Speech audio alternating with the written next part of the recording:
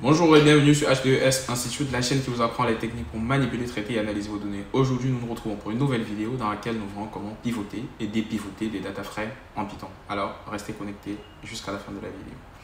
Nous nous retrouvons ici sur notre notebook dans lequel nous allons créer un data frame pour la circonstance. Donc, ce data frame là, il donne le prix des produits A et B dans plusieurs villes de deux pays européens qui sont la France et la Belgique. Donc pour pivoter ça correspond à quoi? C'est prendre un data frame qui est organisé en longueur et le répartir beaucoup plus sur la largeur. Alors, voyons plus pratiquement ce que ça veut dire. Donc ici, notre data frame, il est organisé sur la longueur. Donc pour l'organiser en largeur, ce que nous allons faire, c'est de créer deux nouvelles colonnes qui seront les colonnes A pour le produit A et les colonnes B pour le produit B. Et pour chacune des valeurs des nouvelles colonnes, on aura le prix associé. Donc pour faire ça, on peut utiliser deux fonctions qui sont la fonction onStack ou la fonction pivot. Donc dans un premier temps, on va utiliser la fonction pivot qui est la plus pratique et la plus adaptée. Donc pour ça, qu'est-ce qu'on doit spécifier? On doit spécifier l'index qui permet d'identifier en gros chacune des lignes dans le data frame résultat. Donc chacune des lignes ici sera identifiée par le pays et la ville. Donc c'est pour ça qu'on va mettre les colonnes pays et ville comme index. Les nouvelles colonnes seront créées à partir des modalités de la colonne produit. Donc on aura deux nouvelles colonnes qui seront A et B. Et puis maintenant pour chacune de ces nouvelles colonnes là, quelle sera la valeur qui sera mise au niveau de chaque ligne. Donc on va prendre la valeur qui est le prix. Donc raison pour laquelle value, on va mettre prix. Ici, on va donc exécuter ça. Dans un premier temps, on enlève ça. On exécute, on voit le résultat. Donc, on voit ici que on a maintenant des index qui sont constitués par le pays et la ville. Et on a deux colonnes qui sont créées, qui sont les colonnes A et B. Et au croisement, donc, on a les prix. Donc, par exemple, pour la ville de Bruges, le produit B vaut 5 €. Si on revient donc dans notre data frame et qu'on regarde la ville de Bruges, on a le produit B qui vaut 5 €. Par contre, on n'a pas la valeur du produit A dans la ville de Bruges. Raison pour laquelle ici, au croisement avec la colonne A, on a un NaN. Si on prend par exemple la ville de Lille, on connaît le prix du produit A, mais pas celui du produit B. Donc revenons en France, regardons la ville de Lille, on voit le produit A, mais on ne voit plus de Lille pour le produit B. Donc raison pour laquelle on a un NaN ici. Donc certains me diront que la présentation n'est pas très aisée pour utiliser. Je suis complètement d'accord avec vous.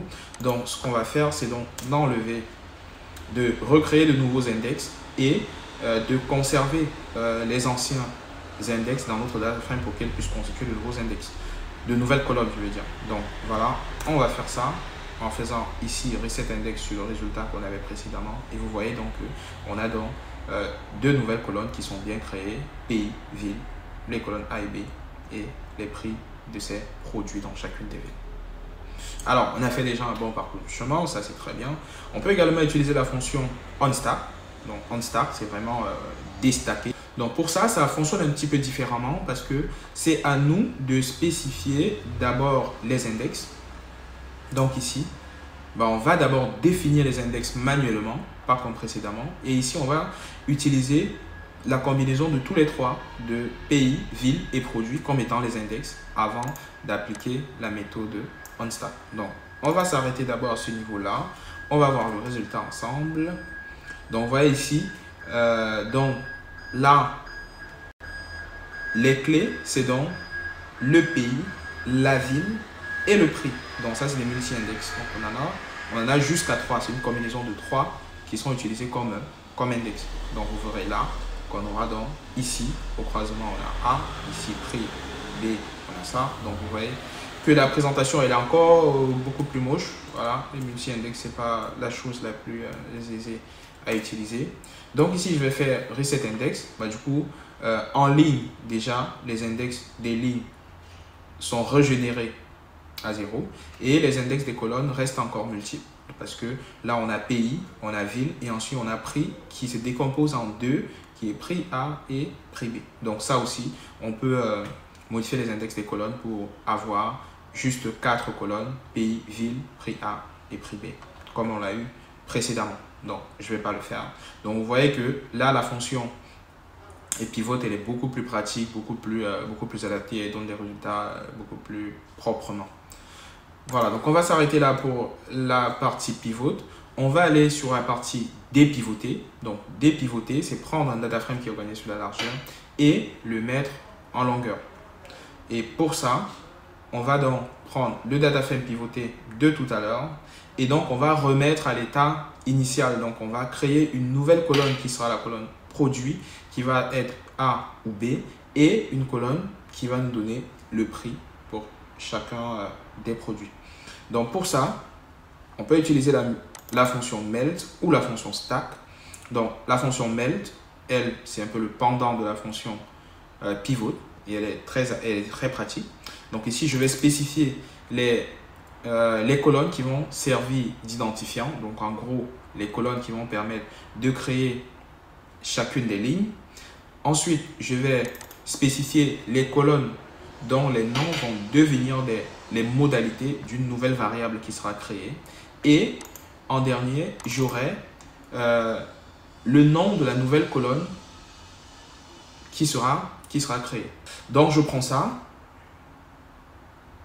et je vais spécifier les valeurs, la colonne qui contient les valeurs qui vont être utilisées dans notre data frame. Donc ici, j'ai donc toutes les combinaisons possibles. Ok, il faut bien remarquer, le nombre de lignes n'est pas pareil. J'ai toutes les combinaisons possibles qu'on avait. Donc j'ai pays, ville, produit A, pays, ville, produit B, pays, ville, produit A, pays, ville, produit B. Donc toutes les combinaisons possibles. Donc raison pour laquelle vous avez ici, vous avez 14 lignes. Ici, qu'est-ce qu'on peut voir? Bruges A, NaN, ce qui n'était pas présent dans le data frame initial. Bruxelles A, 11 €. La ville de Lille tout à l'heure, on l'avait. Lille produit B, NaN, parce qu'on n'a pas de valeur. Donc du coup, qu'est-ce qu'on peut faire pour revenir au data frame initial? On peut tout simplement supprimer les NaN sur cette colonne-là et on reviendra donc au data frame initial qui ne contenait que les prix renseignés. Okay. On peut également appeler la fonction stack qui est le pendant de la fonction onStack. Et de la même façon que précédemment, on doit nous-mêmes spécifier à la main les clés de colonne. Ici, on fait ça, donc on aura ici, voilà le résultat qu'on a à l'instant. Du coup, je vais l'exécuter en faisant ça pour avoir un data frame qui est présentable. Donc, s'il y a des recommandations à faire, vous pouvez voir que les fonctions pivot et melt sont des fonctions beaucoup plus pratiques, beaucoup plus faciles à manipuler.